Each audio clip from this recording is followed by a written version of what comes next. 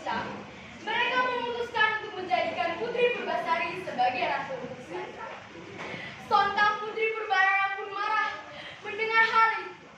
Ia melaporkan hal tersebut kepada tunangannya, Raden Indrajaya. Keesokan harinya, Putri Purbarara dan Raden Indrajaya meminta bantuan kepada seseorang. Seseorang itu ialah Nirone. Di sana mereka meminta agar Nirone mengutuk Putri Purbasari.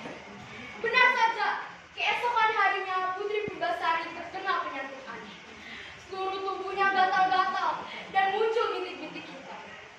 Melihat rencananya yang berhasil, Putri Purbarara pun menghasut ayahnya. Ia menghasut ayahnya supaya mengusir Putri Purbasari dari kerajaan.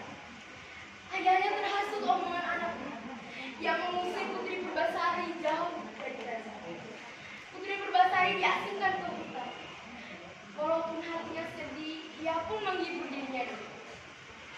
Suatu hari, Putri Purbasari bertemu dengan seorang lutung yang ajaib. Lutung itu dapat berbicara. Itu pun membuat Putri Purbasari sangat ketakutan dan terkejut. Namun, lutung itu berbicara. "Wahai putri, janganlah kau takut. Aku Guru Minda, putra Sunan Ambu dari Kahyangan." Beberapa hari itu, mereka pun berteman.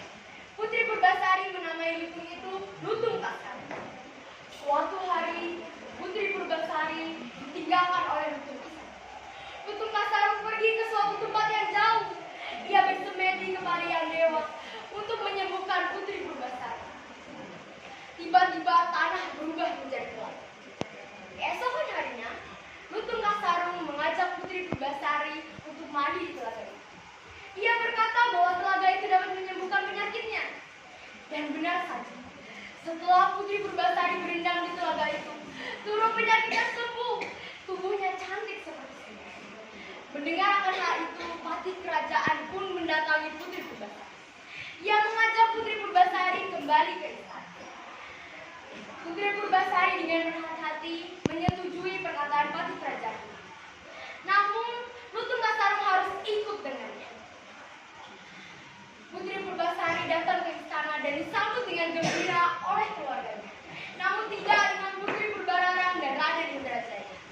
Kedatangan Putri Purbasari membuat sang ayahanda Prabu Tapa Agung kembali memilih Putri Purbasari menjadi ratu. Putri Purbarara yang tidak terima pun kembali menghasut ayahnya. Ia meminta supaya diadakanlah sayembara. Yang menang akan menjadi ratu, sementara yang kalah akan menerima hukuman. Perlombaan pun dimulai. Perlombaan yang pertama ialah perlombaan memasak. Perlombaan itu dimenangkan dengan mudah oleh Putri Purbasari. Namun, Putri Purbarara yang tidak terima pun mengadakan perlombaan yang kedua, yaitu adu pacaran. Putri Purbarara sangat yakin dirinya akan menang, karena rambutnya jauh lebih panjang daripada Putri Purbasari. Hahaha, wahai Putri Purbasari, mana mungkin kau akan menang dariku? Rambutku jauh lebih panjang daripada rambutmu. Tiba-tiba datanglah banyak berita. Di sana mereka menyambut rambut Putri Purbasari. Wahai Putri Purbasari, bukalah tanggungmu itu. Apakah engkau takut kalah dariku? Putri Purbasari pun dibuka. Tiba-tiba rambutnya panjang, tergerai panjang, jauh lebih panjang daripada rambut Putri Purbarara. Putri Purbarara semakin tidak terima dan mengadakan perlombaan yang ketiga, yaitu mengenakan calon tunangan mereka kepada masyarakat.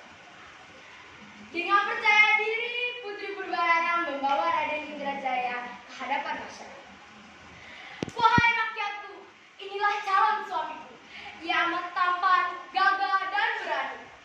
Mana mungkin Purbasari dapat mengalahkanku? Dia saja bahkan belum punya tunangan. Bagaimana kau akan menjadi ratu? Walaupun seperti itu, Purbasari paksa.